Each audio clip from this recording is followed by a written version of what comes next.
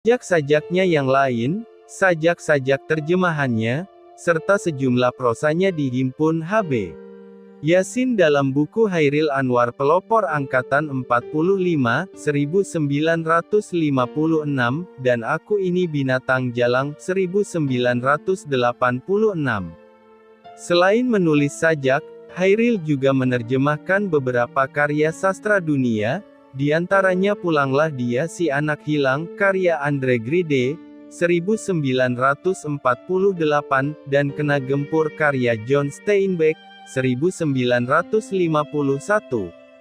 Sajak-sajak Hairil banyak diterjemahkan ke bahasa Inggris, antara lain terjemahan Bertrand Raffel, Selected Poems of Hairil Anwar, 1962, dan The Complete Poetry and Prose of Hairil Anwar, 1970. Liao Yokfang,